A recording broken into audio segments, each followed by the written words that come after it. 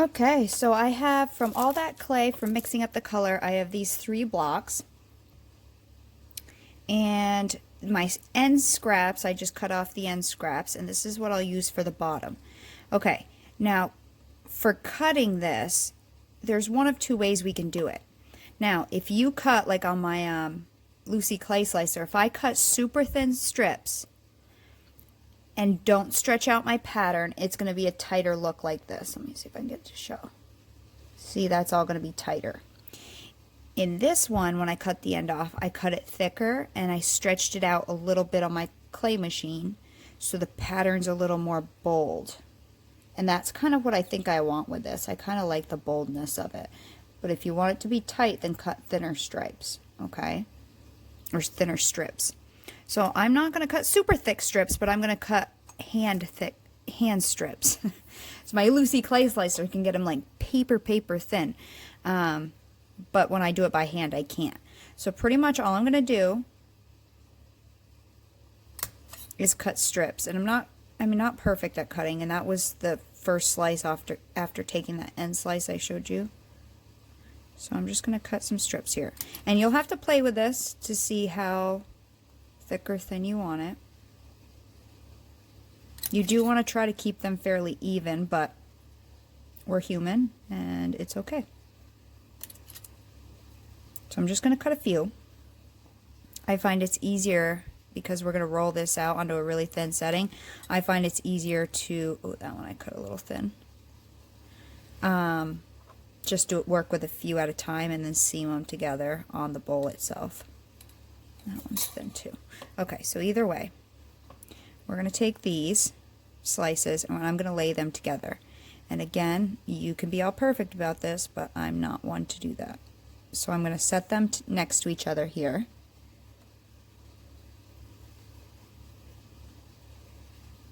This is what I did, okay? And that one's really thin right there. And let's see, this is a thinner side, so I think I don't want to overlap it a lot, because you'll see, because the edge looks different, you'll see when that smooshes out, you'll see it. The next thing I also did was took a piece that wasn't the greatest,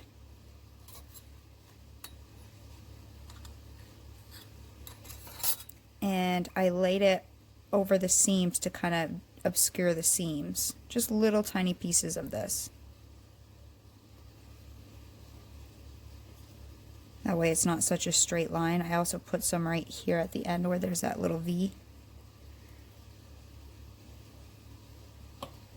Now, if you have nice thin strips and you have it, like if you cut it perfectly really paperweight thin and you don't want to stretch that design, you're going to want to roll this by hand to flatten it out to make them even. Just going to throw in a few extra ones here and there. So what I first do, what I'm going to do, okay, and this is always just how I do it, it's not how you need to do it, and you can just have fun, is I'm going to roll them out just, where's my littler roller? I don't like this big one sometimes. Sometimes my little roller just is easier to handle. I'm just going to kind of roll it out a little bit to get to kind of mush it together.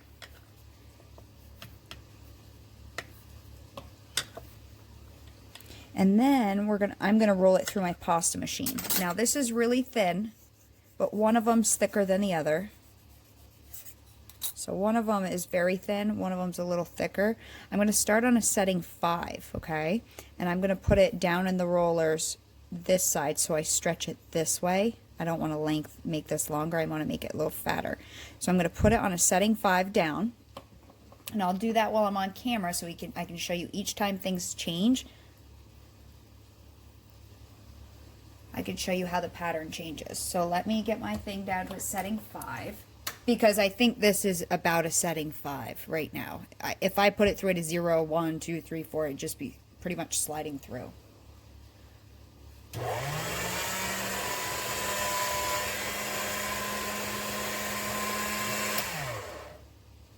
And I had a cup in my way, so I dropped it. My water cup, my bathrobe got caught in my straw, so I dropped it for a second there and got a wrinkle. Okay, so then I'm going to add a little bit more because that was really, really thin. I'm just going to put this piece, this thin piece right there just to give me something to work with. So this one got stretched, but these two didn't because that was the thicker one. So then I'm going to go down to a setting 6. I'm just going to overlap that part again right there. I'm going to go down to a setting 6. Ultimately, 7 is as thin as I want to go for this veneer.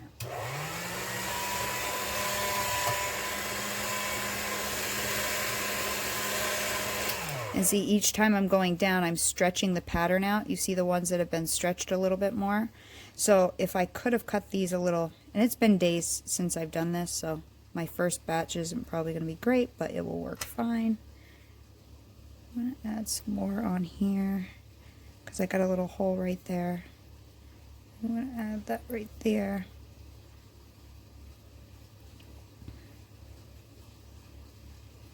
And so on my other bowls I showed you, I went down to a 7 on all of those. So my veneer's even all the way around my bowl. I rolled everything to a 7. But on my Lucy clay slicer, it really, when I cut them as thin as I could, just one turn, one full turn on my Lucy clay slicer, a 7 really didn't do much. So it just kind of flattened it and smushed it together. So now I'm going to take this down to a 7. Well, I might do a 6 again because I just added those little chunks. Now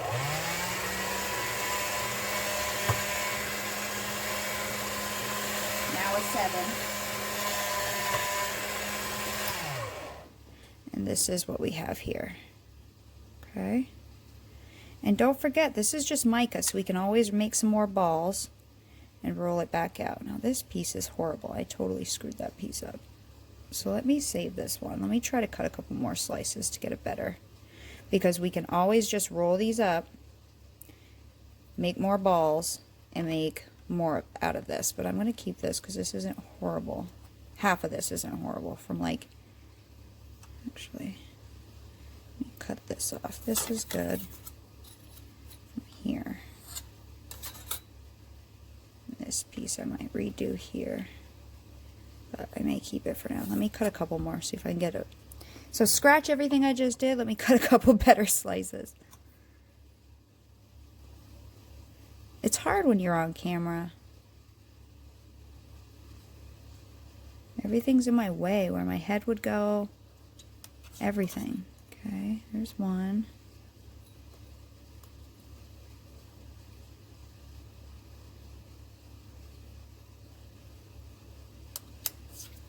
Two.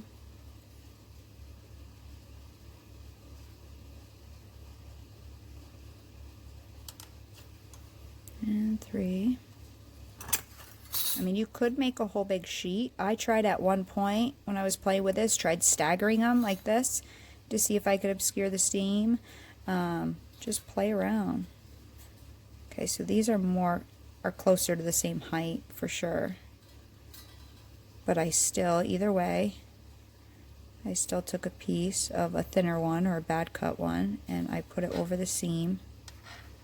I usually try to do little pieces, but that's not working out for me tonight. And it's late. It's getting late. I just got back from dinner with my in-laws, and I get wicked motion sickness. Always have. Probably always will. Okay. So any pieces you mess up, don't forget, you can just make a put it back through your machine until all the mica particles are laid flat, and then just roll it into balls again and make a whole new block. Or any of your scraps or anything. It doesn't, where'd my roller go? It does not matter. If you mess anything up. It's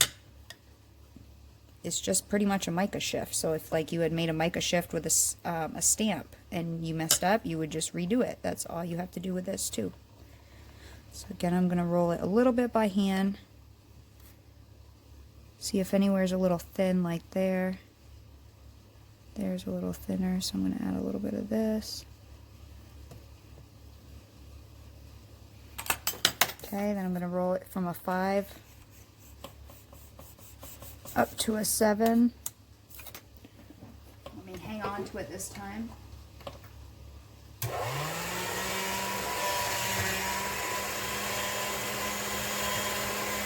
So there's a 5.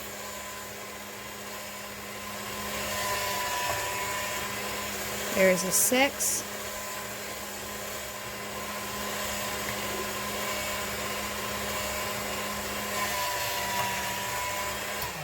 And there it is on setting 7.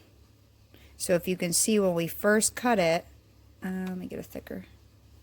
So that's the pattern, straight as it is, if you were to like cut it really thin and merge them together. And this is the pattern I'm getting when I stretch it a little bit. You don't want to stretch it too much, because then you'll displace all the particles and you might not get a great shift, but I do like it stretched. So this is how my first one I did, my first sheet should have showed up for you guys, but oh well, I made a mistake. Let me take a sip of my sleepy time tea. It was really hot at first. Okay. So next, and don't get rid of any of your end slices, okay? The weird end slices, keep those because we're going to need them for a bottom. Okay, so I need to move some stuff. The next thing we're going to need is some Bacon Bond. You could probably use liquid clay, but I've been using Bacon Bond for this. And we're going to coat a portion. I coated whatever I was working on at the moment. Otherwise, it just gets all over. So a little Bacon Bond. Spread that out. I got to cut my finger, so I'm not using my pointer. And I did wrap it around the inside the lid a little bit. Now, you don't want a lot of this, just to make it sticky. But you don't want to goop it. And then get it on the inside too. That way it can wrap over the lip. I'll put a little here. Get on my finger. You don't need, I mean, you could totally slice the lip off. You know, when you're done, drag your blade through here and slice it off. But I just wrapped it over the edge. I don't know, we'll see what I'll do. And so there's this side where I didn't put any chunks, and you can see the vertical lines. And then there's this side where I put some extra pieces. You can see one there. You can see I put one there, and I don't mind that. Like, pick a side, whatever side looks best to you. And I actually do think I prefer this one. So all we're going to do, oh, and it's super thin. You know, it's on a setting 7. Pick whatever setting you want. Oh crap, don't stick. And this is Cernet. No, it's not. Yeah, it is. Cernet, so it's sticky. Oh, I got it. Okay. Pick whatever, I haven't used Cernet yet, so I've been using Primo Silver and Gold. And then just lay it on top of your Bacon Bond. And then basically we're just gonna smooth it out to get rid of all the air bubbles. And it's okay if your seam edge is wobbly. Actually, I don't have enough Bacon Bond right there.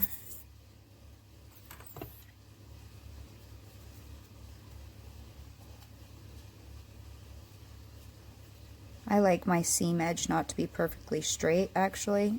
I found when I was doing it. But again, if you want them perfectly straight, just make them perfectly straight. So you want to try not to get any air trapped underneath. And if your bowl is all wobbly underneath there, then sand your bowl first. Where is that lump from? It's the clay.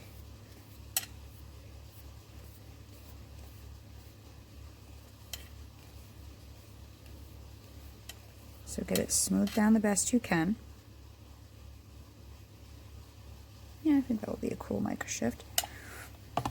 And this one, maybe I will cut the edges off. Maybe I will cut the edge off this one. But before I just tucked it all the way under. So maybe on this bowl, let me use my junkier blade. I'm saving that blade for cutting canes by hand. Maybe on this bowl, we'll just cut it off. And then I can reuse that for my next bowl. Because I'm hoping I have enough of this color because I want to make 2 bowls out of it. Okay. Oh, I had a hole there from when I dropped it, didn't I? So you know what I'm going to do right there? I'm going to take a piece of one of my bad cuts. And I'm just going to mush it in there. right there. I'll take my roller.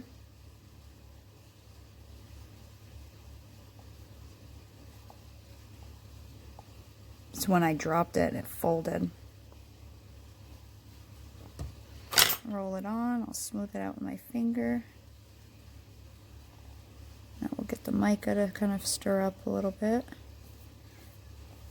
And there you go. I don't think anybody will notice right there that I added it. I mean, you guys will because you saw me do it, but no one, like family or people at my house seeing this bowl, I don't think they'll notice it. And then just cut some of the excess off. We'll deal with it later when we need to, when we get all of the veneers laid on. Okay, and this you can remake.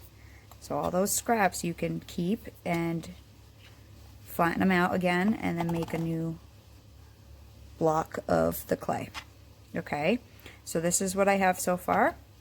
Let me cut a couple more pieces. Well, let me see this one. This is the one I rolled out and I messed up, so I can use this piece here.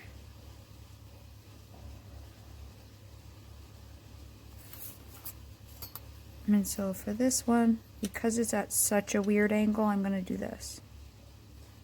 Cut some of that off.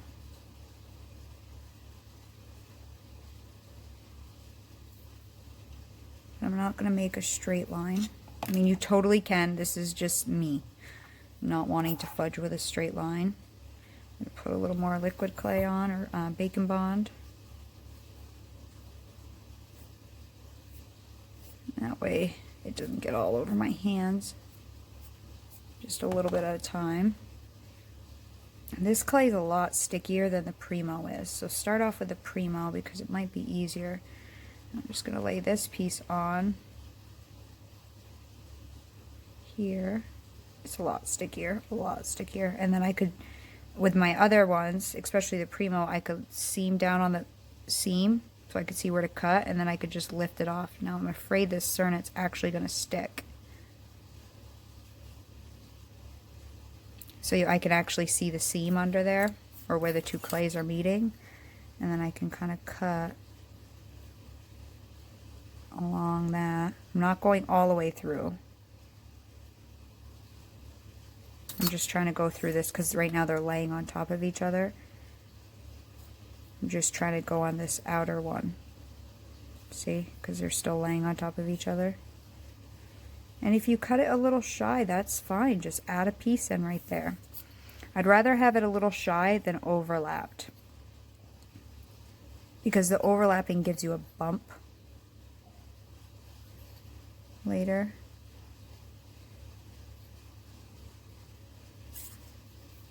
I mean, you can use your roller and roll it out, but I find you still noticed it a little bit. So I'm going to try to...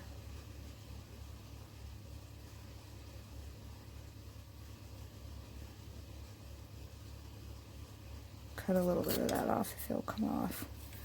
I don't know, this cernet's pretty sticky.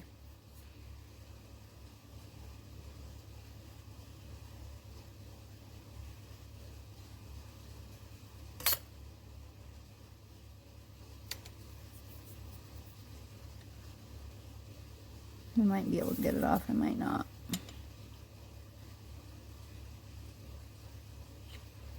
Good enough. And then where I have a gap right there, I'll just take a piece of whatever I got laying here.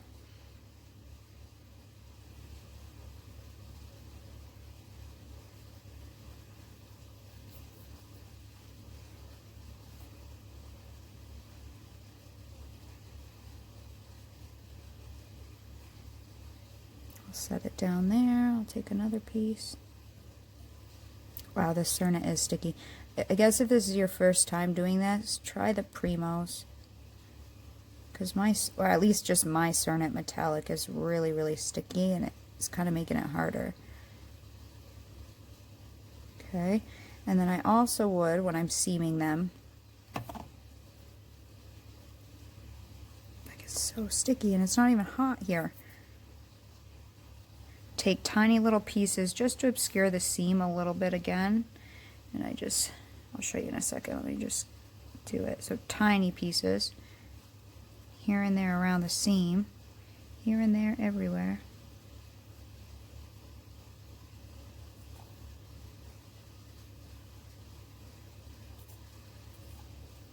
I'm going to put a couple pieces, so I forgot to finish smoothing this out, so I should smooth it out.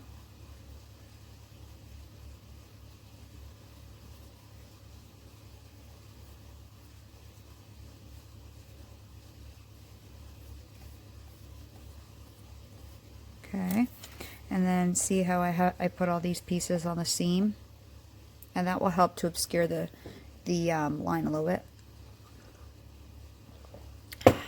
Take a sip of my tea. It's gonna get cold. And then I'm just gonna take my roller, roll over the seam and over those pieces,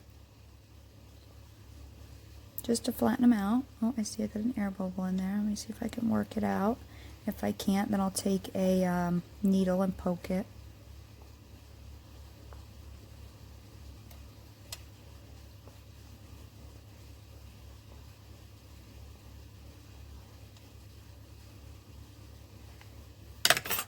And I took my finger usually just to smooth off the seam, those little guys a little bit more, and then I'll do it with my palm again.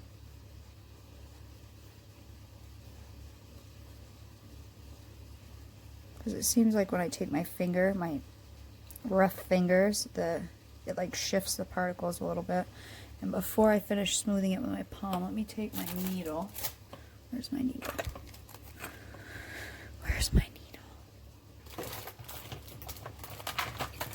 And I have an air bubble I see right here.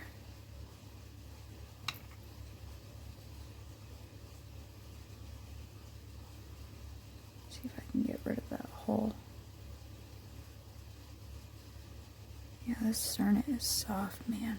Wow. I guess I should have done a video with the Prima. But I've already done 2 gold and 2 silver. I hate remaking things. That's why I don't make jewelry to sell. Because I don't want to make 2 or 3 of the same one. Unless I have like someone I know that wants it. It gets boring for me. And I'll just take my palm, smooth it off. What is that bump from? And we're going to sand all of this later anyway, so just get it good or close. If you notice any weird like indents and things like that, you can always fill it in with a piece of clay. Like for some reason right here, and I think it's on my bowl underneath, I have an indent. I may just take a piece and lay it there and see how that looks. Let me see. Let's see what happens. Who knows? Might not work, it might work. Let me just lay it on there. Might look stupid, I don't know. Let's try it. Hey, if I try it, then you don't have to try it, right? But again, we're noticing, us, the artist, the creator, is noticing every little detail. The people looking at your piece are not. They're looking at it as a whole. They're not looking at it like, oh, is that a seam? Oh my God, that's a seam. I see your seam. No one's going to do that to you. You know what I mean? Like, that's not what they're looking at. That's not what they're looking for. Other artists may be looking for your flaws, but you're not, and the people enjoying your pieces are not either. So give yourself a break. Just allow yourself to create and enjoy the process, and stop beating yourself up about it. Okay? So depending on the lighting and everything, it's going to shift in certain, you know. I'm going to take my blade, I'll slice this off so I can keep that. In my scrap pile, I'll roughly slice this off too. There's no liquid clay down there, so it doesn't stick, which is why I don't coat the whole bowl.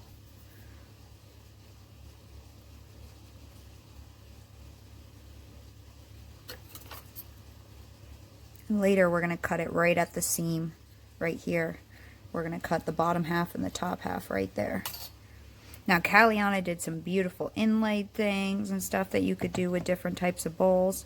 I don't feel at the moment I want to get that in depth with things, but there's a lot you could do with these. And you could also have ones where you leave the vessel inside. If you don't want to deal with, you know, making a part, cutting it, or making a part, baking it, making the other part, baking it, and then seaming together and baking it, you could have just left that whole bowl in there, wrap the whole thing in clay, and then put it, you know, and have the glass inside. Now the other thing is, you don't want to put a candle in here that's down in here, and because this is a plastic material. So this is great for like a pencil holder, or you know what I mean, that kind of thing. This isn't going to be a candle holder unless you were to like leave your glass vessel in there. You know, this will work well for like pencils or Q-tips if you had stuff like that. Okay, or just a little decorative. You could put some fake flowers in here, like little shorter ones. You know, you could put a candle in there, but just I wouldn't burn it in there. So I'm going to keep going around until I got this whole thing done and seamed and everything. And then when that's done, I'll be back and I'll show you how I'm going to cut it. Okay, so I'm just going to keep making little sheets. I mean, you could make a really long sheet of the veneer. You know, you could cut a whole bunch of pieces and get it out on setting 7 and wrap it completely around. For me, this is too hard for me to work with on this thin of a setting. I would fold it and crinkle it and it would get all stuck together. So for me, I do better with cutting 2 or 3 pieces and laying it on. 2 or 3 pieces, laying it on. But that way I have more seams I have to deal with. So it is kind of a catch-22. It's just whatever you prefer. If you want to make one big sheet of the veneer and lay it on, then make one big sheet of the veneer, whatever suits your fancy. See, this is where I have some liquid clay, and see how it's sticking more? So that's why I only do a little bit of liquid clay at a time. That way if I have any that I want to take off, I can and it won't stick.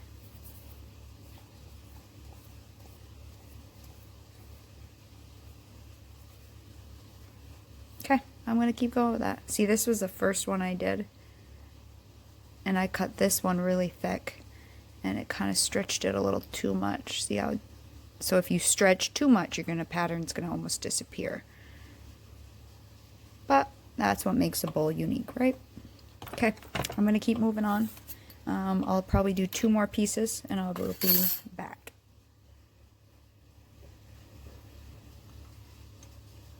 Okay, so now my top's fully covered. And all I'm going to do, and this is hard again because this one's really squishy and it's making it hard to hold it in my hand, whereas the Primo I could just set it in my palm and not have to worry. I'm going to go around and cut the edges. Let me see, my ring keeps bumping it too. Okay, and I'm going to cut it along this seam we already have. It doesn't need to be perfect, just get it close.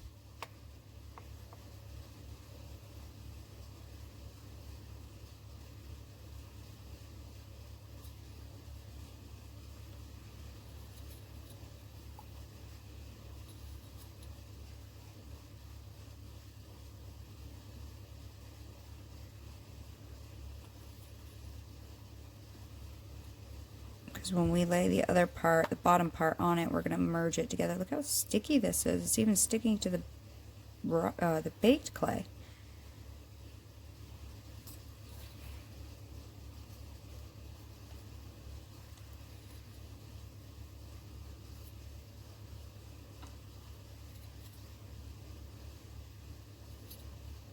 Get off.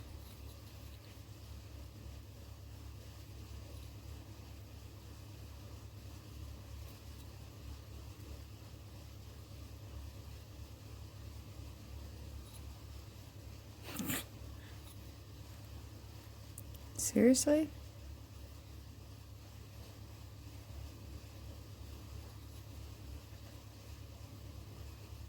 Why does it always do dumb stuff like this when you're recording? Not one of the 4 I made before did this. But look, I'm already getting fingerprints in it just from gently holding it. I mean, this clay is, I should have known it. Cernet's really, the Cernet I have is really soft. Just as any clay, some people get soft ones, some people get really hard ones. Or you'll get really hard batches.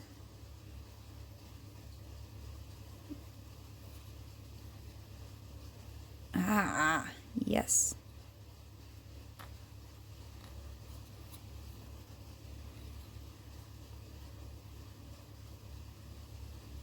Just trying to get some, oh, that one I went a little high.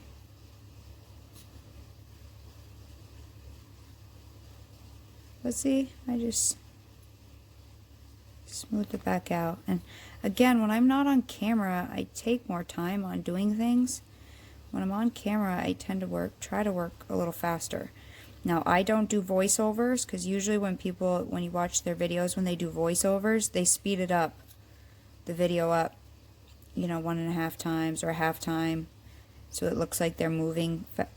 You won't even really tell that they're moving faster, but they are moving faster, unless they really speed it up. Now let me try to smooth off my fingerprints the best I can.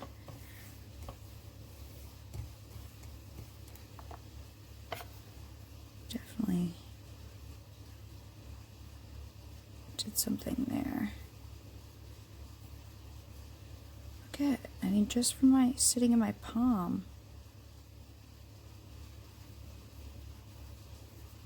I could probably take some deli paper, or I could take some alcohol and smooth it off. Remember, it's also going to shift more once it bakes. Or not shift more, but the color changes once it bakes.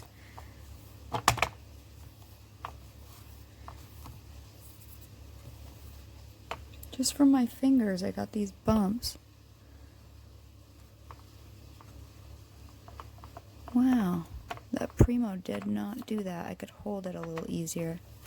So yeah, I definitely use a stiffer mica than what I'm using. I mean, I'm going to sand it, so... But you can't sand through it. I mean, it's a pretty thin layer, but that's okay. I'll show you my other ones that I did with Primo. See, there's a seam there.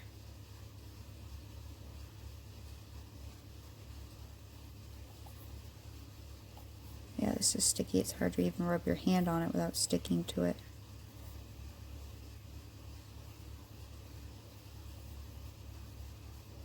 I might be changing the top layer of the clay a little bit by rubbing it so much, but that's okay. When I sand into it, it should be fine. And usually you're only going to see one part of this at once anyways. Okay, so I will bake this for a good 30 minutes, probably only 30 minutes, at 275, because again, we're going to have to do the bottom, and I usually do the bottom and then the base separately as well. So this is going to at least bake 2 more times. Usually my last bake, I do a full hour. Okay, so I have my bottom done, and the bottom's so much easier because you can hold right here as you're doing it. But anyway, so the bottom's done. I've cut off kind of any scraps I had and laid them down here. Now, let me take my good blade. Next thing we're going to do is just trim off any excess that came over the top here. And pretty much, I'm just going to do it by following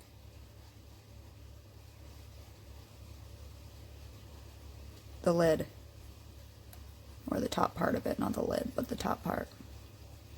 So however you want to do it, this angle or that angle, just kind of, you see I'm kind of following it. And again, this clay is really sticky,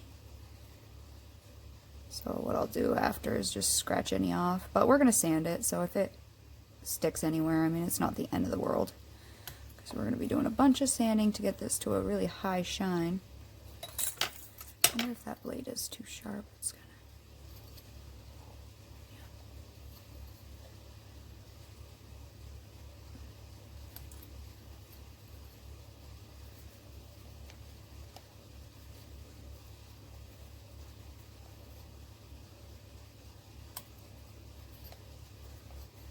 Sorry, trying to spin it on my hand.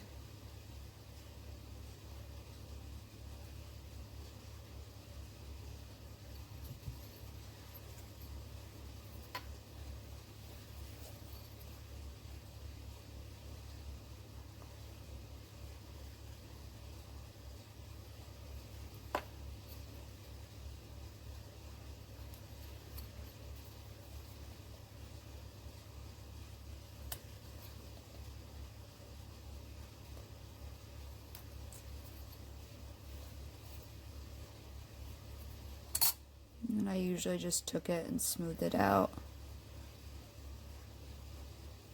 with my finger. Anything that smears up, again, we're going to be sanding it off. Look how much darker and deeper this got right here when it's baked compared to when it's raw.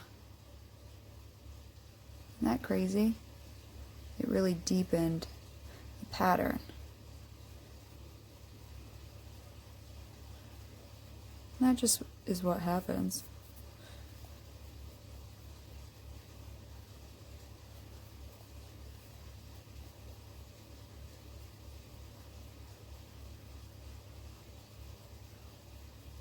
And I am going to do the bottom separately. I'm going to show you it that way because it's easier that way.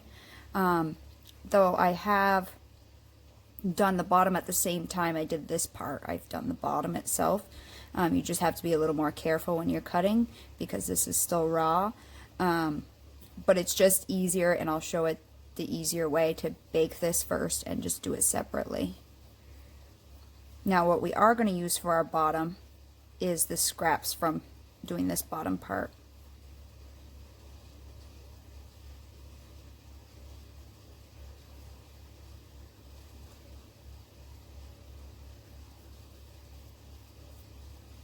So what I would do is all these scraps here that I've been cutting off, these scraps are, there's no pattern in it because I messed it up, but those scraps still have slight pattern going on. Either you can use, like I said, these end cuts, or you can use these scraps. But I'm just going to use these. This one I'll re-mica shift and make a whole new block, which is what I did with the scraps from the top that I showed you yesterday. I just folded them so all the micas were flat and I rolled them in more balls. These ones, this batch here, right here, I just kind of laid them all down. I'm going to roll them through my machine until I get to setting 7.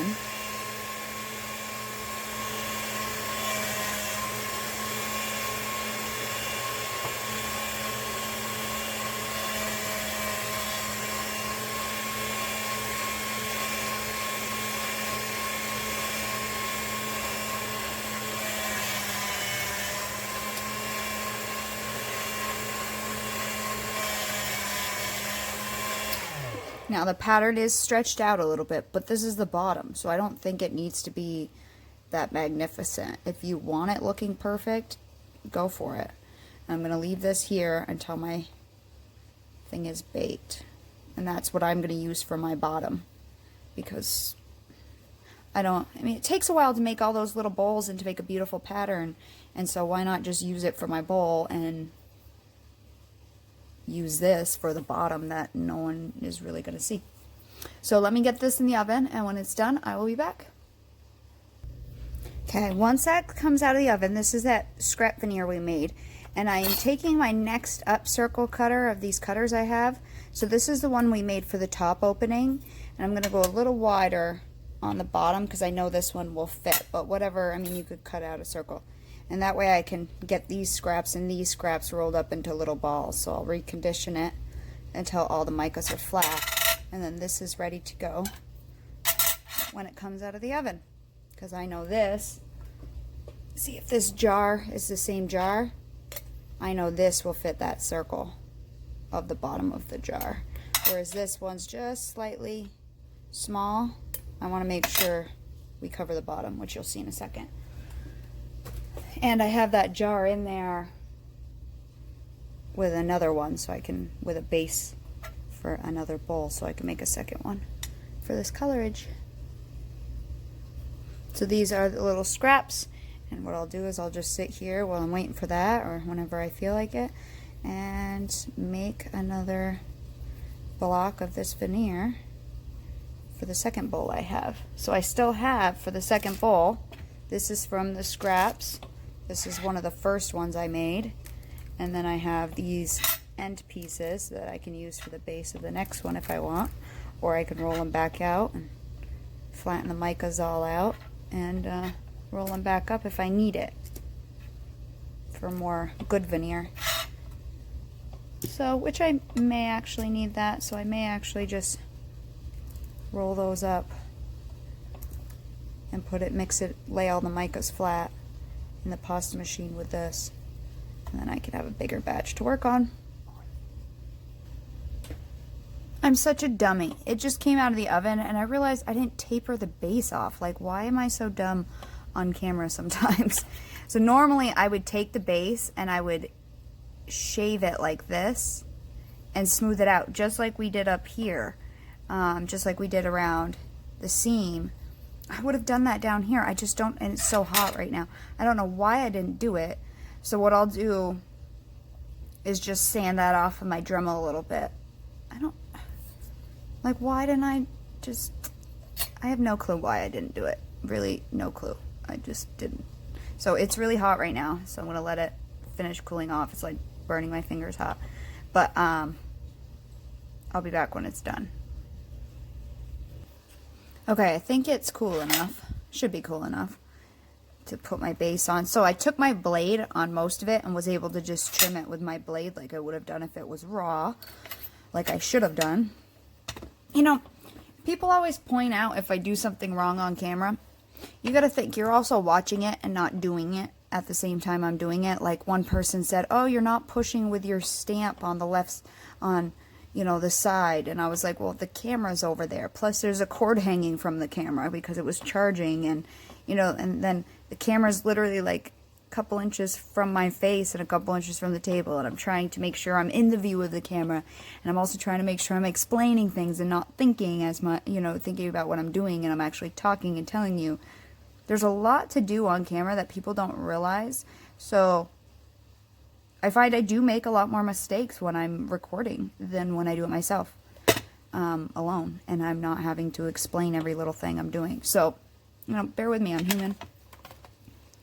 And really, you don't need to point it out because I probably noticed I did that after the fact when I rewatched the video. So either way, now that it's cool enough, I'm going to put a little liquid clay or Bacon Bond and spread it out.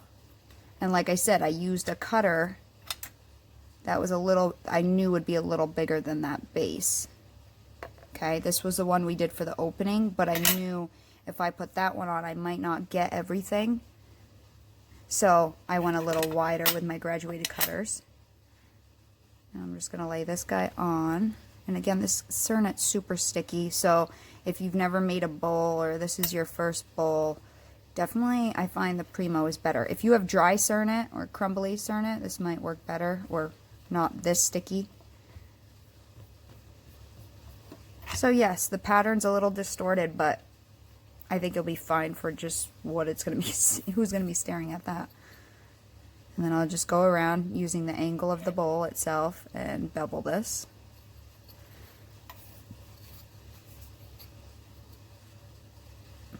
And then this last bake, I'm going to put it in for a full hour, just to make sure everything's nice and hard at 275 for a full hour. Make sure it's nice and solid. This base is nice and solid because this is the last thing that's getting baked. And then I'll just take my finger and smooth this up too.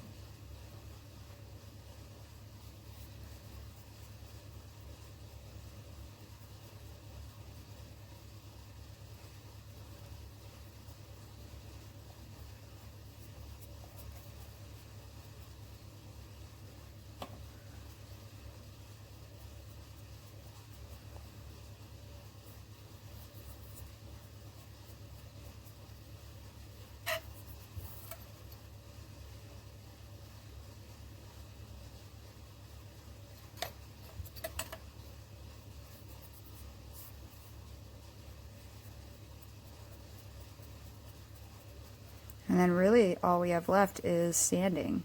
Now these take a lot of sanding by hand, and my first couple I did by hand, and then I was like, you know what, someone gave me a foot pedicure sander. I tried that.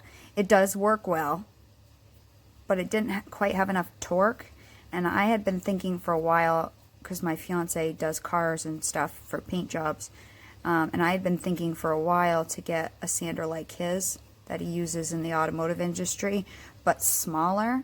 So I found one that does seem to work well. Now, it is the lightest one I could find, but it is still not crazy light. So, but I'll take holding it and using a little muscle to hold it over doing this, because my arm seems to cramp up. So, and it's a corner sander, so I think I can use it on pendants and stuff too. I will post it on my Amazon Ambassador page with the sandpapers I got for it. I got up to 3,000, so it went at 400, and then it went up to 800, so it skipped 600, and I like to use the 600 grit, so I just do that 600 by hand. And then I think it went 1,000. These are the papers here. So it went 400, 800, 1,000, 1,500, 2,000 to 3,000 is the highest I can find so far. And then I polish up from 3,000. I buff the rest of the way up to my 10,000 grit sandpaper. I do by hand. I do 3,000 on that, and then I do 5,000 by hand, or maybe 6,000, 8,000, 10,000 by hand. And then I buff with my Dremel to get a really high shine on these, because it's nice when they look like glass.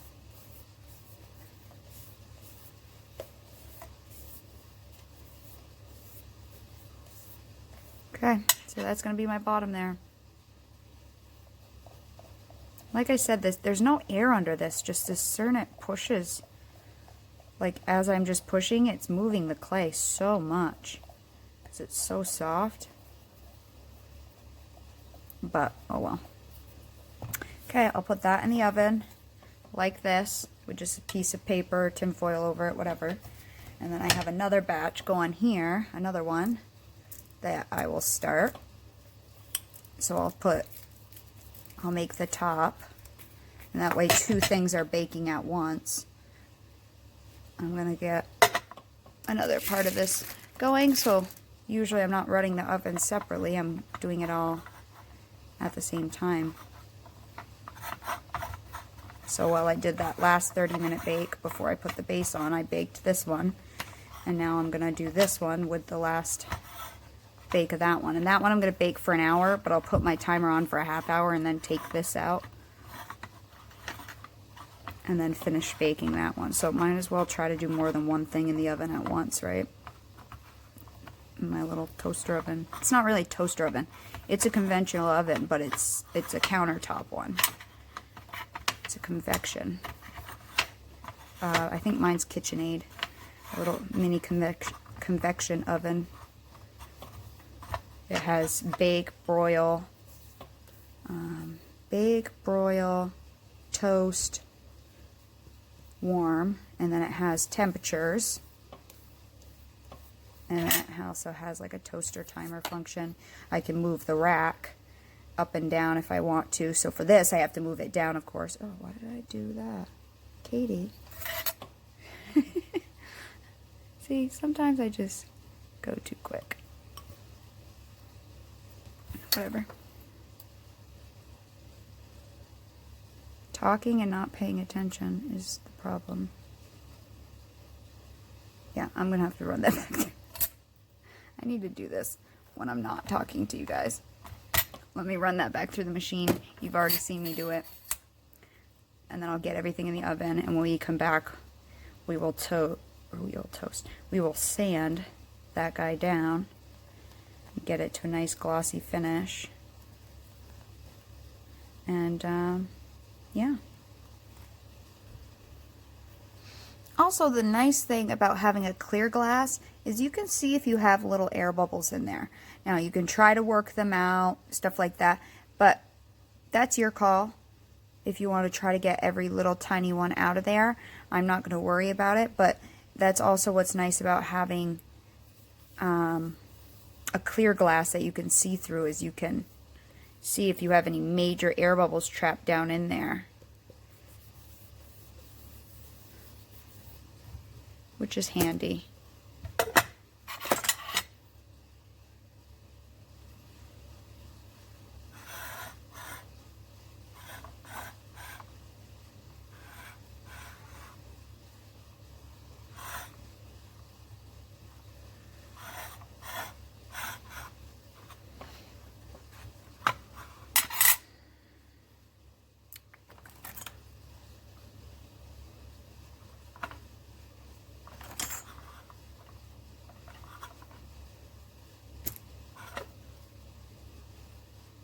But definitely, even if you have two of the same bowl, use the same bowl for your top and bottom part, because they may just be slightly off and they might not fit very well together.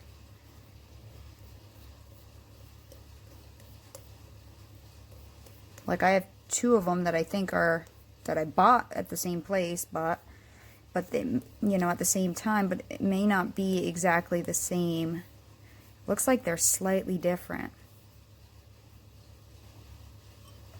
Okay, so while I bake that one for the rest of the time, I'm going to bake this part because I want to have two bowls that have the same colorage. That's what I did with the gold. That's what I did with the silver that I have. So that way you have two. You can have like two on a stand, you know? So anyways. So while that's baking, I just wanted to show you my other ones. So this is the one where I made a gold inside and a silver inside. And I planned on putting the silver veneer on the silver one and the gold veneer on the gold, but I didn't.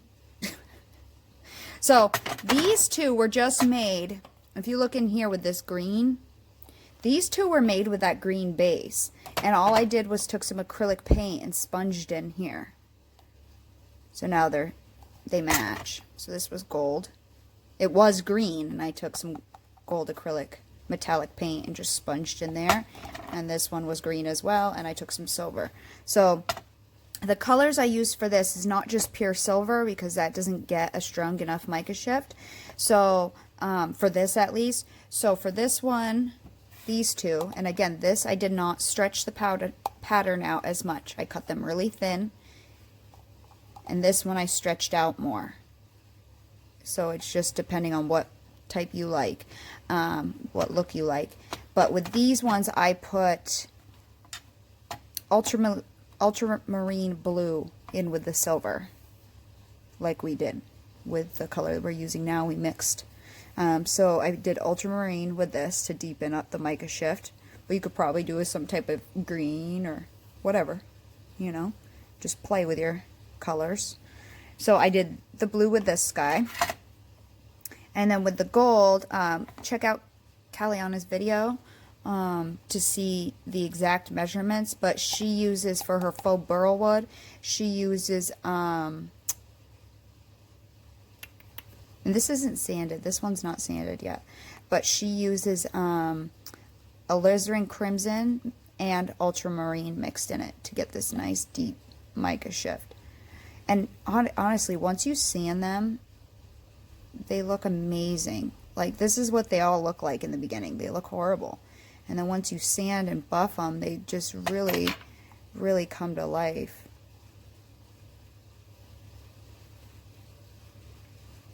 Isn't that gorgeous?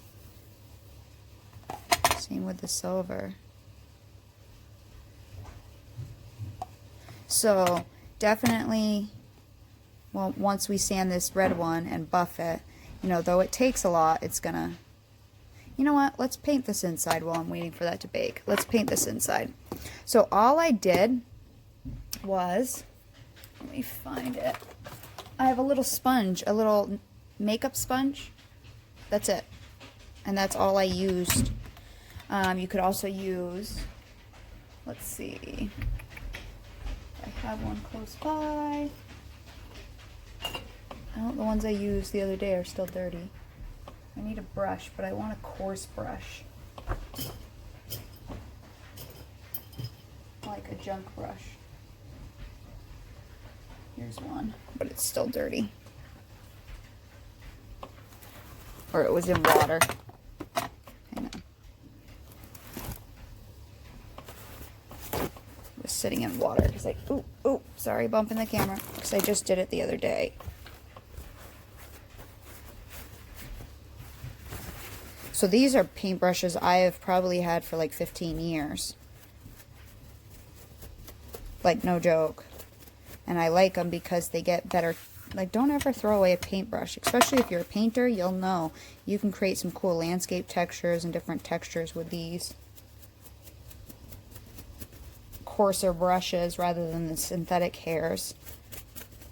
Even though they're old. And so all I did, I need a piece of cardboard. And I like to use stuff I'm going to be recycling. Might as well use it, right? So on the silver one, I have two paints here. I have the Deco Art Metallic Zinc. It's like a darker one. And on this is for my silver bowl.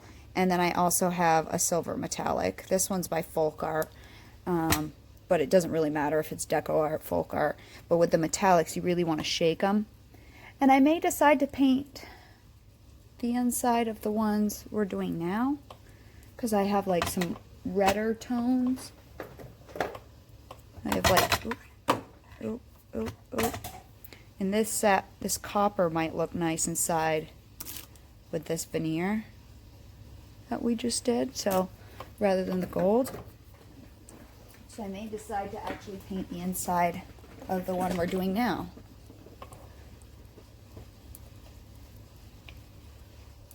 Just shaking these up really good.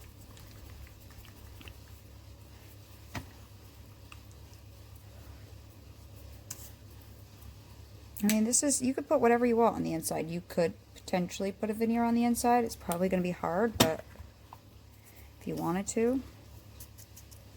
And literally all I did was sponge paint this down in. And again, the brush is probably going to bump the camera, and I apologize, but...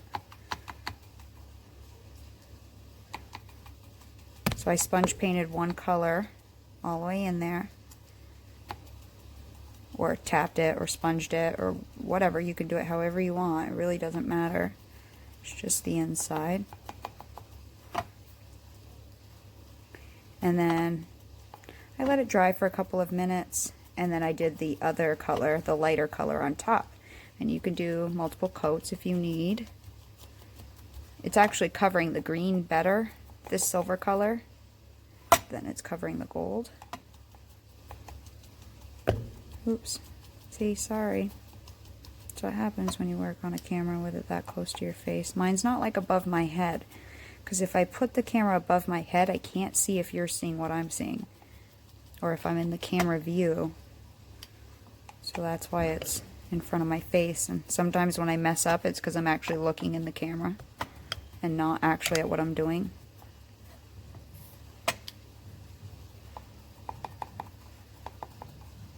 And on these ones, I wrapped the veneer over the edge. Whereas the one we just did, I didn't wrap the veneer over the edge. So we'll have to see the look of that and how different it looks.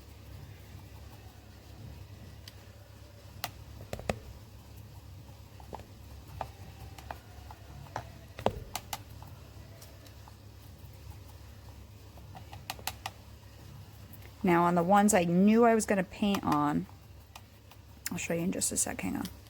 Let me finish this off camera because you can't really see what I'm doing right now. So let me finish coating this guy with this color off camera, and I'll be right back.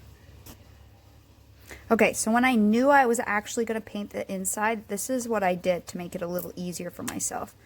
I took each half, and I'm going to be using the copper right now because this is going to be the second bowl of the veneer I've been showing you. This is what I've done. I'm going to keep my dirty brush and maybe just wipe a little of the silver off. When I had half of the bowl sitting here while I was waiting for it to bake, I didn't want to put paint right here because that's where we have to put our seam, and I want it to stick to the clay and not to the paint. But while I was waiting, I painted, and I did this with the top half too.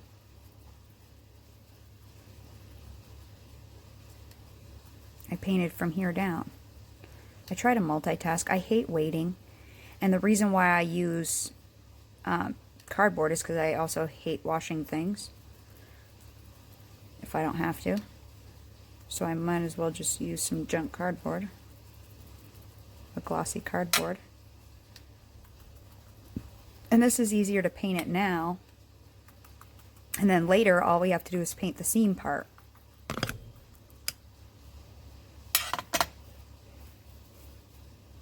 So this is the copper color Deco Art Metallic. And I might also add some of this zinc in. Why not, right?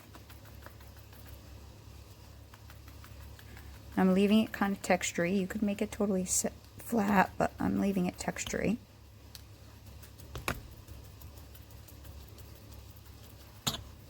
I'm sorry, it's a really long handle. It keeps bumping the camera, but. So again, you could use a sponge, you could use your finger, you could use whatever you want. You could use any kind of paint, any kind of acrylic paint you want too. And then this will be dry by the time my other half's out. See? Wipe that off because that's where I want my veneer to go, or my seam. My seam will go there. And then once it's done, we'll just, I mean, there's no point in wasting paint up there because you're going to have more clay on up there. Okay. Okay. So, I'm still just waiting, and this is the silver. Once that dries, I'll apply, I've already applied the zinc. Once this dries, I'll apply a coat of silver in there. And that should cover up the gold a little bit more. But I just wanted to show you these other two that I've made. Two in the silver. And then the gold is not completely done yet, but I have to paint the inside of this one. But this is the gold before, gold after it's finished. I made two of those.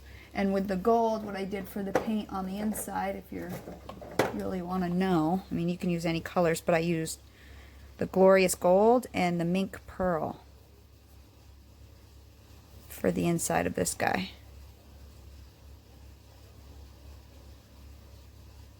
You know, and these will be, like I said, these will be good little pencil holders, or if you put like cut flowers in them, or just cute little decorative pieces, you know. So anyways, I wanted to show you those color options. But definitely check out Kalyana's video because she has the exact proportion of gold to alizarin and ultramarine that you need to use for that. But go ahead and test out. See what colors you can get. I'd probably do one in a white pearl. Would probably look really cute. You know, any kind of the pearls. But some pearls are stronger and create a better mica shift than others. So you're definitely going to have to play with it a little bit. And for me, I think the Primos were definitely easier to use than the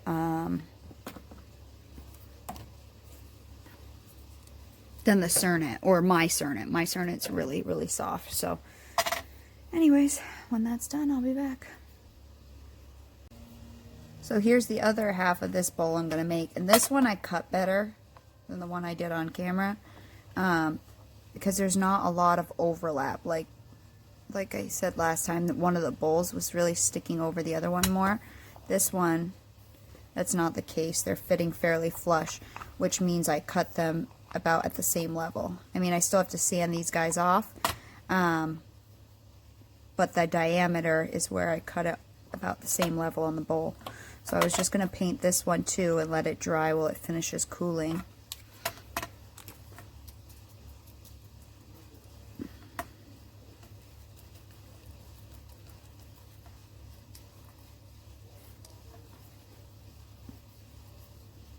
And that way it's just easier to paint this inside lip if it's not put together, if you plan on painting it. And if you don't plan on painting it, that's fine. I didn't think I was going to, but then I said, you know what, I think I want to. And I can show you.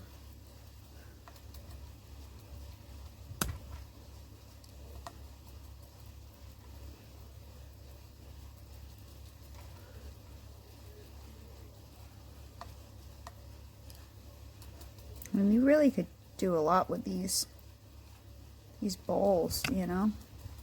Especially since you're only using clay. All you need is one bowl for a template, and you can make as many as you want. I've ran out of scrap clay, so it's a great way to use up your scrap clay if you seem to have a whole bunch of scrap clay. Man, I use scrap clay all the time, I really do. A lot of my flower canes I use scrap rather than pure color.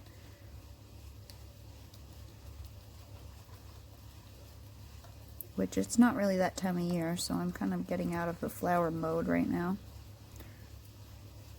because it's October. There. So I'll let that dry just like this one has. And once it dries, I'll sand down these edges, and then I will seam these two together the same way I showed you before. And then I'll have a second bowl to match the first bowl.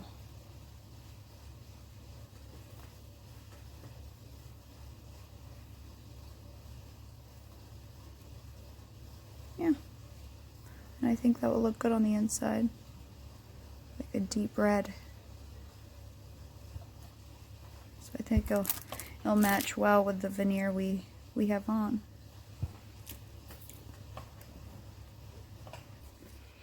Okay, this is out of the oven, and I ran it under some water to cool it off, but it's been baked for an hour now. And now really comes the finishing part, which really makes it what it is. So I'm going to use my sanding pads, but you can do it by hand too. So this is my skill sander. It comes with a dust collector and filter, which is nice. It's a loop and hook closure, I think it's called. Pretty much Velcro. And again, I ordered separate sanding pads for it so I could get a different grit. But you just kind of stick it on there. It's Velcro.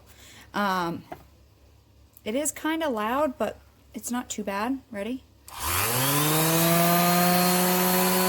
And I did get one that didn't oscillate or spin because I didn't want to fling my pieces. So this one more vibrates. And pretty much I'm just going to drag it along. I have a bowl of water up here that I'm going to dip it in every now and then. But it's kind of hard to work wet.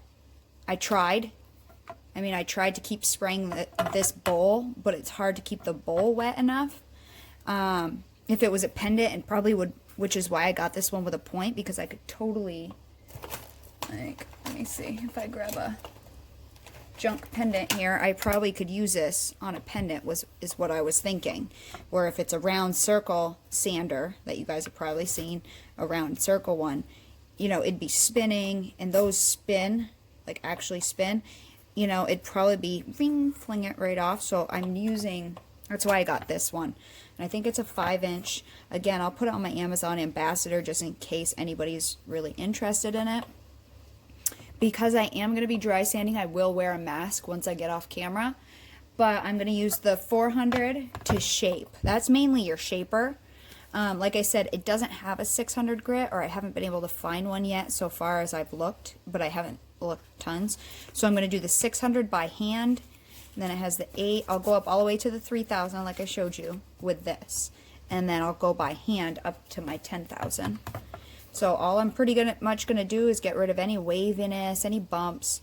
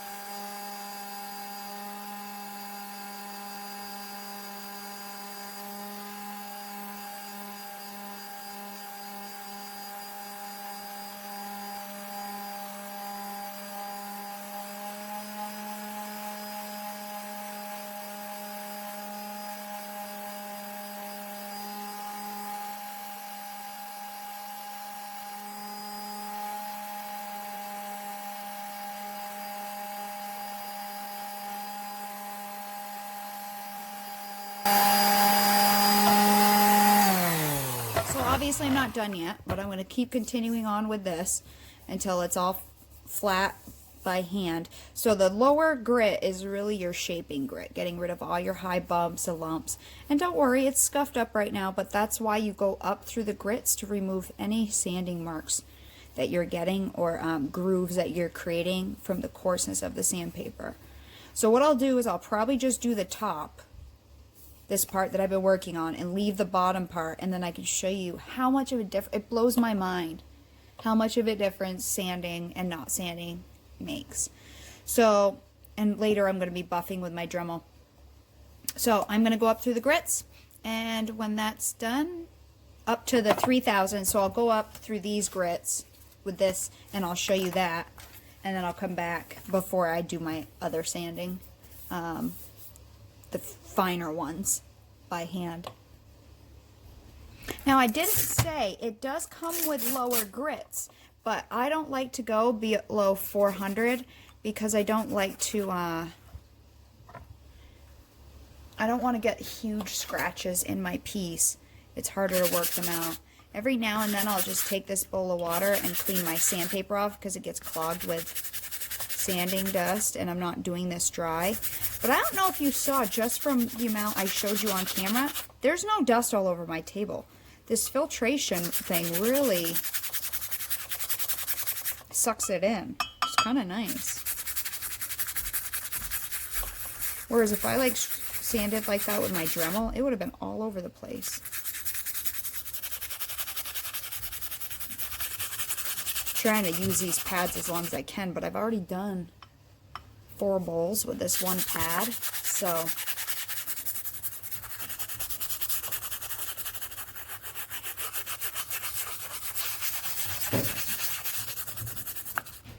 but I try to use them as long as I can until they're so dull that I can't. So I just take my little denture brush that I have and wipe it off, and then try to get as much of the clay out of the grit as I possibly can.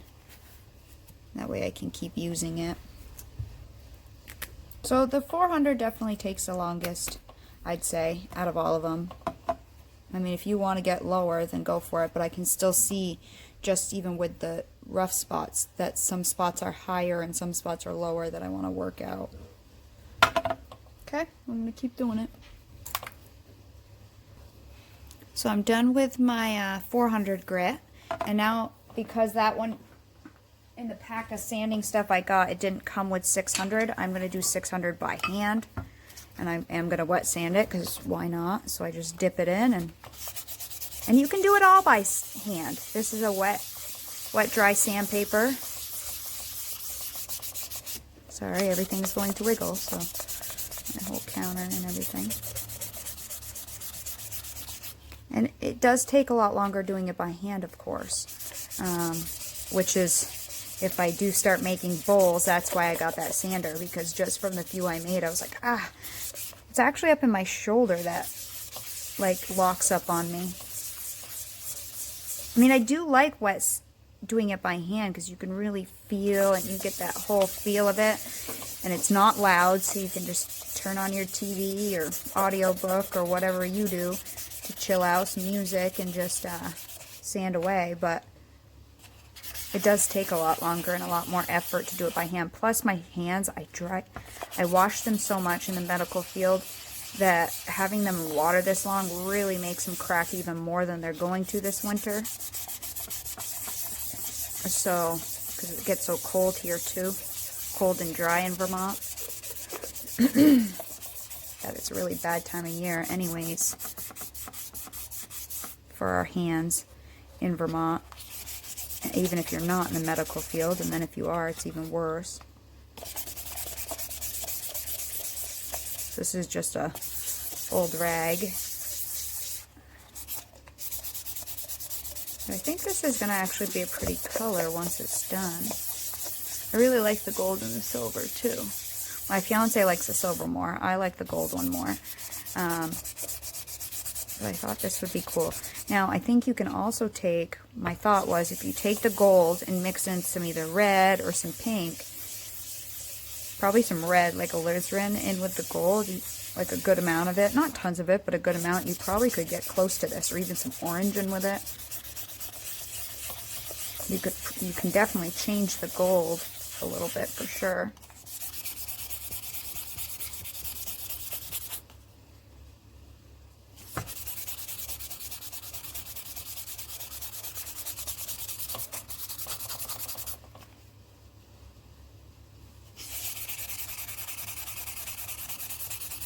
I mean, this sanding does take a while. If you want to get this guy smooth and shiny, it's going to take a while. This is not a project you want to half-ass your sanding on, because we're not going to resin it, obviously. And I'm really not going to put a varnish or anything on it. I'm just going to let the clay be once I get it all nicely sanded. But the 400 and the 600 really shape it and smooth it off really well. So these two I tend to spend the most time on, and then my last buffing as well with my Dremel. But this is, I mean, you could do a coarser grit than 400, but again, it may take you a lot to get out all the groove marks that that coarser sandpaper created. So I don't like to go below 400 myself. That's just a personal thing. See how nice that's already coming out? So anyways, you know, use your fingers and feel, because you can feel more sometimes than you can actually see.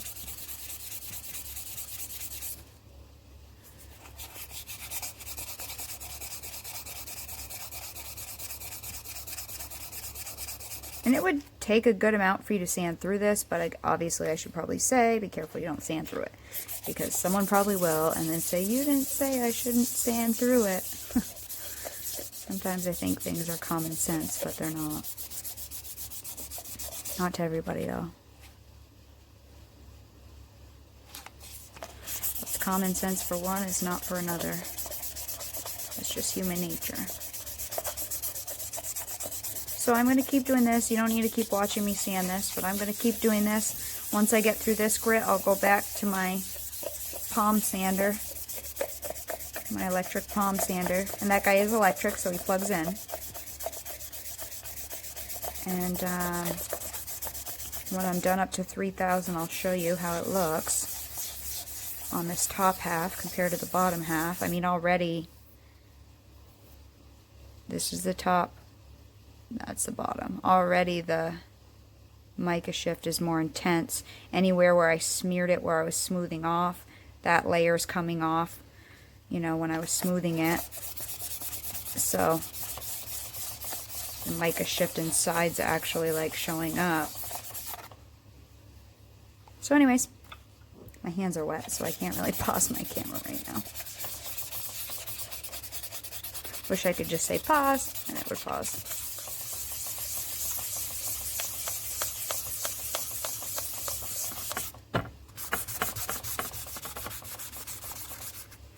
I really like that palm sander. Now that I'm going back to doing it by hand, it's like, oh, you know, where that palm sander took me, what, 6 minutes? And really no effort other than just lightly dragging it around. Whereas this actually takes effort to do this, and then it's flinging all over, you know, it's messy. That one has the dust catcher, so I'm like literally not getting any dust anywhere, which is quite amazing to me.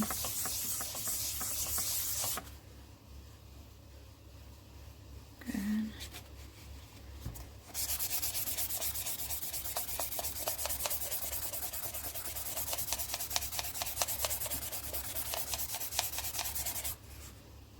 There's a little indent there, looks like from my finger, but I'm not going to be able to get that out. Or I'm not going to sit there and sand down to that level.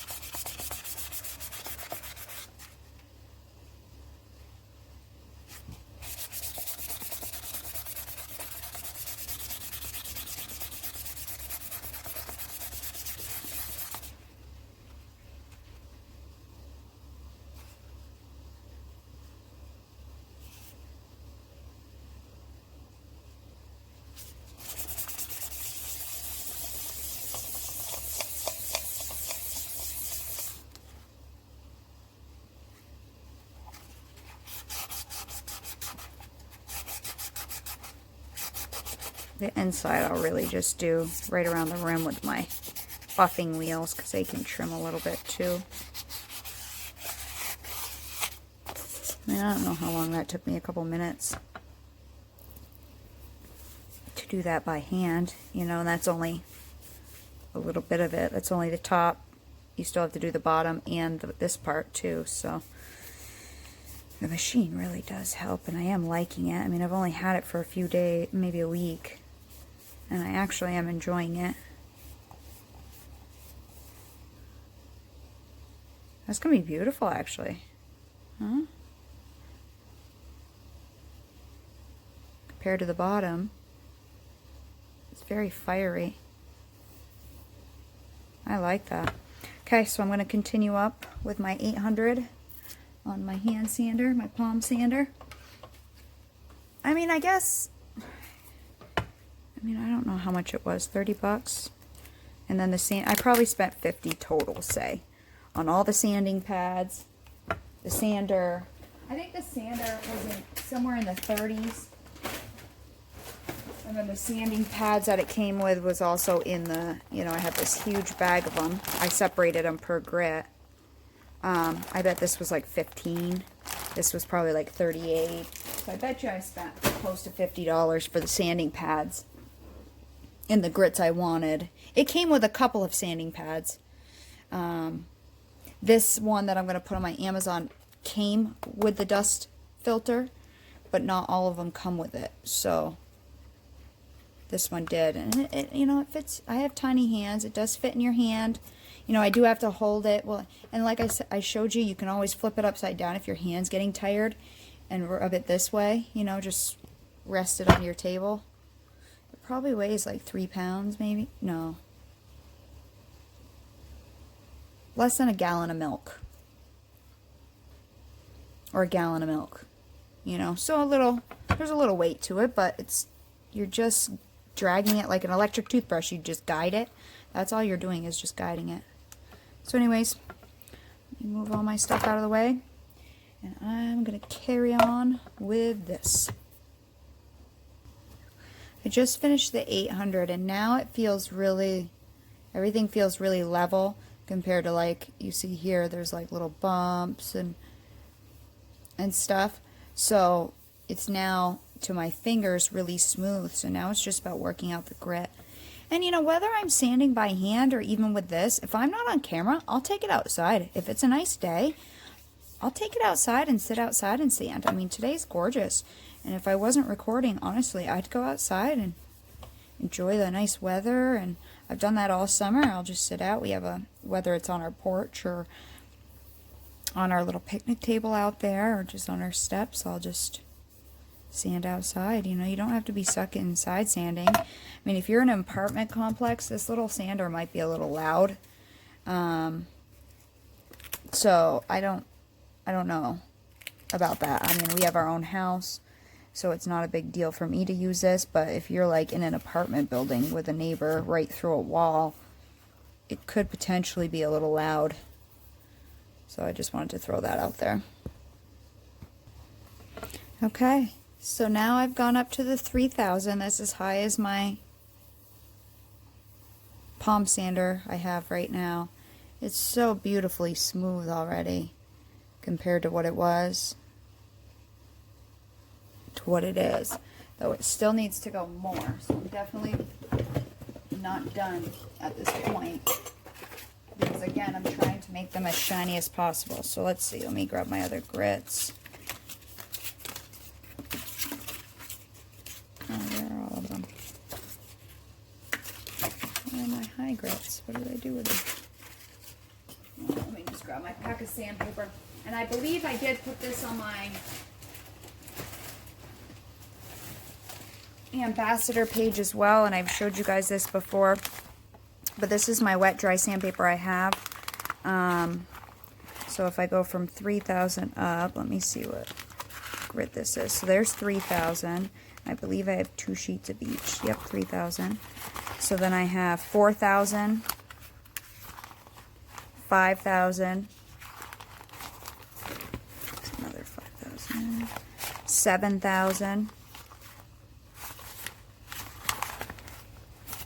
So 4,000, 5,000, 7,000. This one's an 8. And then 10. So 4, 5, 7, 8, and 10,000 is what I'm going to go up to. And once that's done, I will show you how I will buff this with my Dremel the rest of the way to get a really high shine. So I'm going to finish this top half up, and then you can see the difference. I mean, already you can see the difference in it.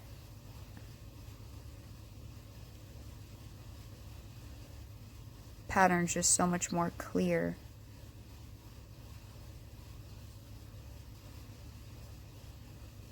Than down here where I smudged all the micas.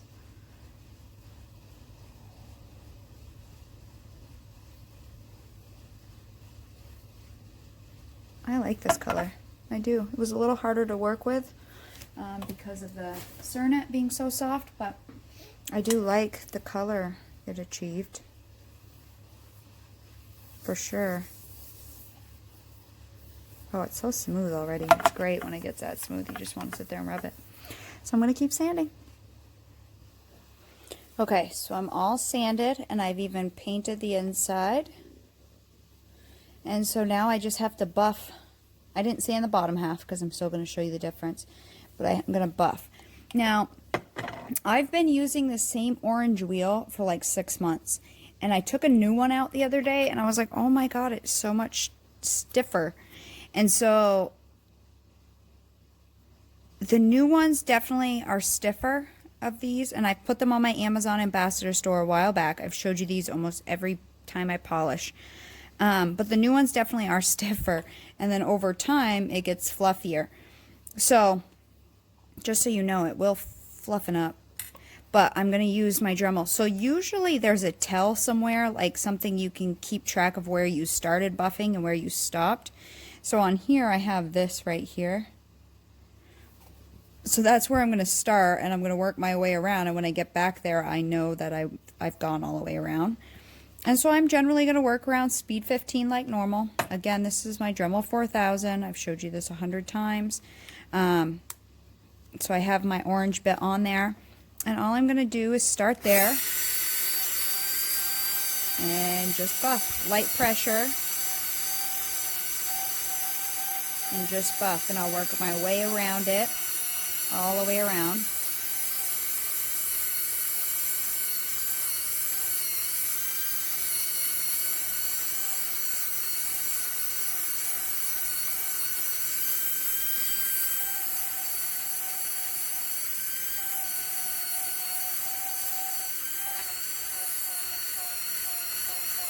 You can even trim this inside a little bit if you put a little extra pressure on it.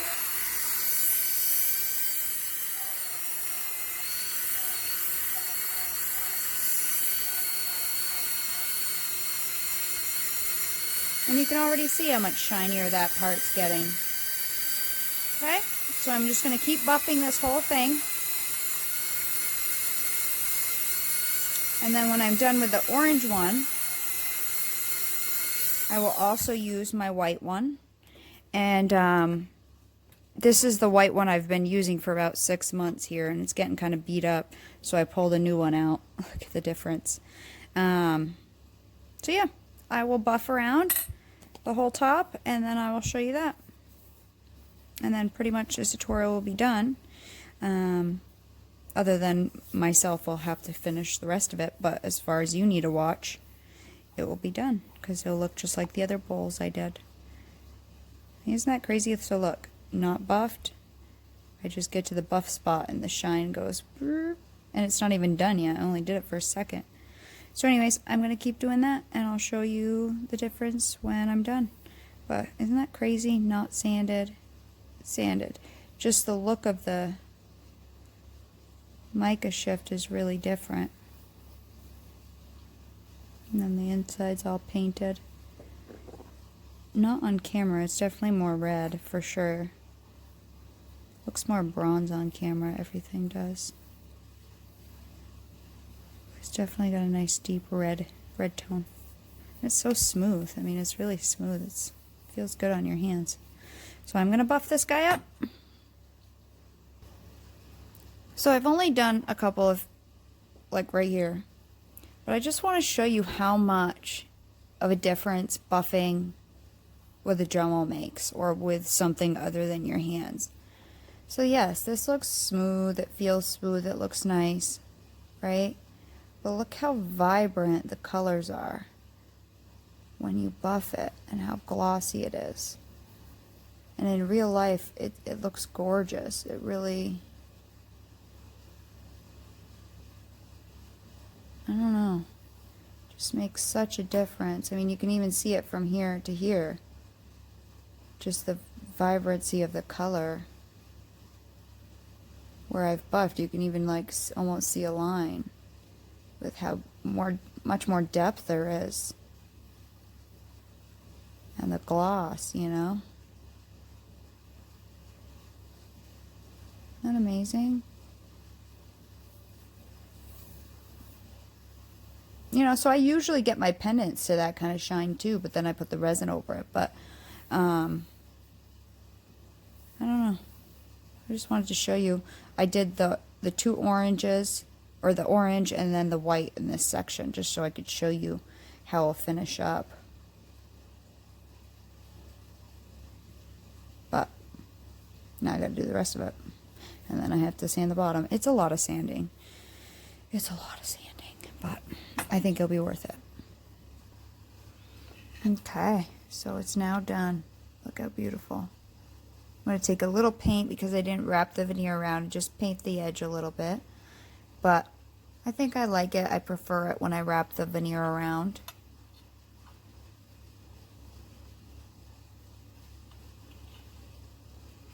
It's very pretty, isn't it?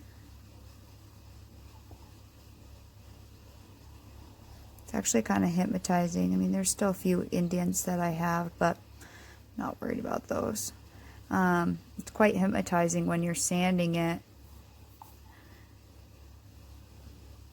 with the pattern. It's so smooth and it gets so shiny, and when you're buffing, the final buffing, it really brings it to life. And in real life, it's really gorgeous when it shifts in the light. It really, really is. Absolutely beautiful. And see, this is the bottom. Not sanded, not buffed.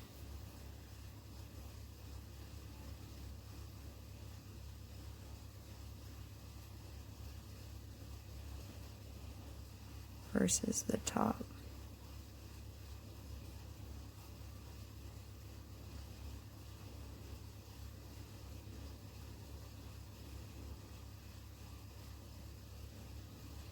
So really take your time sanding and buffing these, because it really brings out the design of it. Why we created those little balls in the first place. So I think this was, if I remember correctly, the Cernet copper. Here's my gold one. And my silver one.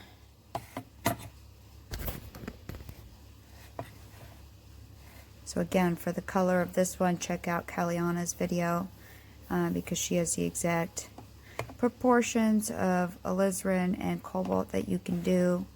This one I just used the cobalt or ultramarine, I don't remember, one of the blues in with the silver, and then this one you saw me make the color. And I love this veneer because you don't really have to make the seams perfect. It's not a pattern exactly, so it's kind of nice that, yeah, there's a seam, but to make the pattern work, you don't have to line it up perfectly, which is why when I watched her video, it really drew me to doing it, because I don't have to match up like a cane.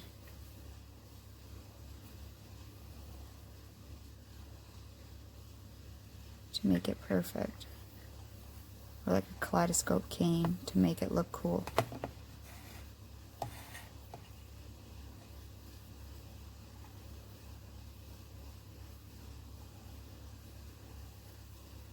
I quite like it.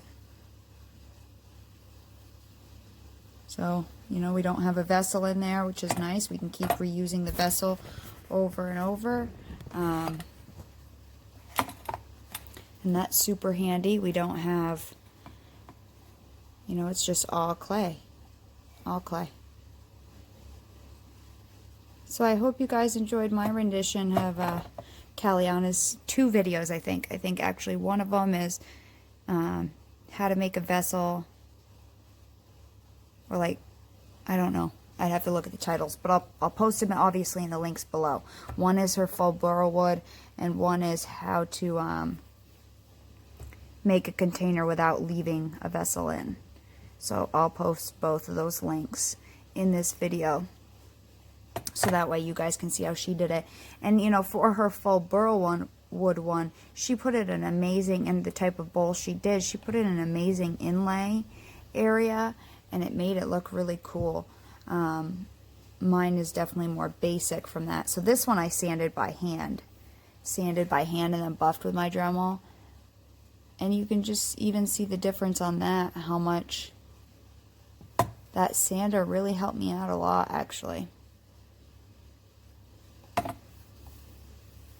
So anyways, I hope you guys enjoyed this. If you did, please like, share, you know, comment. If you have questions, if you have to reply on here, go for it.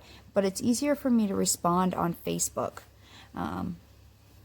For some reason, I just find it easier to respond on the Facebook page, Katie's Polymer Clay Friends. That will be in the link below as well. Feel free to join and show us your work. I'd love to see them. Other than that, I'll see you guys next time.